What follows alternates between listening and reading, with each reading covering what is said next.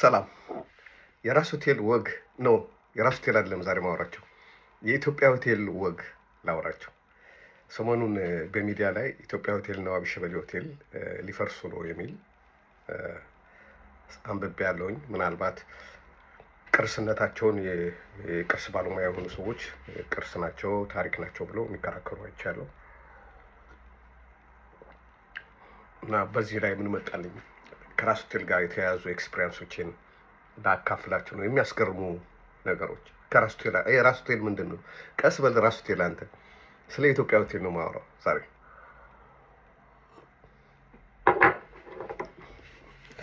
ኢትዮጵያ ሆቴል እንደምታውቁት በአዲስ አበባ ብሔራዊ ባንክ ፊት ለፊት ወይም ብሔራዊ ቲያትር ፊት ለፊት ወይም በዚህ በኩል የድሮ መከላከያ ሚኒስቴር፣ በዚህ ሀራምቤ ሆቴል፣ በዚህ በኩል ደግሞ ወደ ፉልሃ በምትሄዱበት በእንደዚህ ቤተሰብ መምሪያ በሚባለው አካባቢ ከጋንዲ ቅርብ የሆነ እዛ ስፍር ነው። ስታዲየም አካባቢ ነው፣ ግን ቅርብ ነው። ያ ቦታ ኢትዮጵያ ሆቴል በድሮ አጠራር በወረዳ 21 አሁን በቂርቆስ ክፍለ ከተማ ነበረ የሚተዳደረው እና የዛ አካባቢ ፖሊስ የነበርን ጊዜ ያጋጠመን ነገር ነው ማወራቸው። ሁለት የሚዋደዱ በዘመናቸው በወጣትነት ዘመናቸው በጣም የሚዋደዱ የጥንት ሰዎች በመሀል አንዱ በኢሃፓ ዘመን ለመገደል ሲል ጠፍቶ በሱዳን በምናምን አድርጎ አሜሪካን ሀገር ይገባል። አሜሪካን ሀገር ከገባ በኋላ በዛ ጉዳይ ላይ ትራውማ ስለነበረበት ምስላለ ኢትዮጵያ ሳይመጣ ብዙ አመት ይቆያል። ቻሊ 20-30 አመት ቆይቶ ሲመጣ እስከዛ ድረስ አላገባም። በልቡ ያቺ የሚወዳት ሴት ብቻ ነበረችው። የድሮ ሰው ፍቅርም የጸና ነበር፣ ወረት አልነበረበትም ማለት ይቻላል። እና የሚወዳትን ሴት ያኔ በልጅነቱ የከንፈር ወዳጁ የነበረችውን ሴት እሷን አገባለሁ ብሎ ያስብ ስለነበረ እነዛ ሁሉ አመታት ሳያገባ ቆየ። ያቺ ግን ሴት ግን እንደዛ መቆየት አትችልምና አግብታ ወለደች። ወልዳም ልጆቿ ደርሶ የመጀመሪያዋ ልጃ ልትዳር ደርሳለች፣ ታጭታለች። ሰርግ እየተዘጋጀ ነው። ይህ አሜሪካን ሀገር የሚኖር ሰው በተለያየ ምክንያት ኢትዮጵያ መምጣት አልቻለም ነበረ። ከብዙ አመታት በኋላ ኢትዮጵያ መጣ። ኢትዮጵያ ሲመጣ ሆቴል የያዘው ኢትዮጵያ ሆቴል ነው።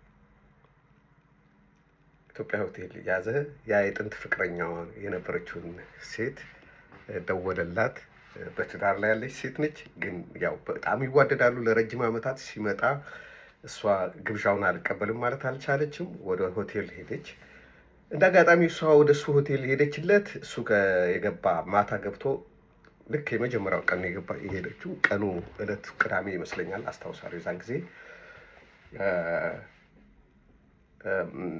እሑድ ደግሞ ልጇ ትዳራለች። እቺ ሴት ተለቅ ብላለች። ሰውየውም ሰውየው የበለጠ ገርጀፍጀፍ ብለዋል። እና ያዘ ሆቴል መጣች። ይዋደዱ ነበረ። በልብ የልጅነት ፍቅር አለ፣ ያ አለ፣ እንትን አለ። በቃ የሆነ ከመስመር የወጣ ነገር ውስጥ ገብተው የግብረ ስጋ ግንኙነት ማድረግ ጀመሩ። የግብረ ስጋ ግንኙነት ማድረግ ጀምሮ ሴትዮዋ እሱ ላይ ሆና ሰውየው ሞተ እና ሰው ሞተዋል ተብለን እኛ ፖሊሶች ስለሆኑ ወንጀል ለመመርመር ቦታው ላይ ሄድን ማለት ነው። ሴትዮዋን ቃል ተቀበልን። ምን አልን? ያ አስክሬኑን አንስተን ወደ ዳግማዊ ምኒልክ እንዲመረመር ላክን እና ሂደቱ ነገ ሰርግ ነው፣ የልጇ ሰርግ ነው። እና በሁኔታው ሲታይ ምናምን ሰውየው የልብ ምንድነው ችግሩ የነበረው? የልብ ህመም፣ የልብ በሽተኛ ሆኖ መድኃኒት ይወስድ ነበረ። ባያግራ ደግሞ ወስደዋል የዛን ቀን።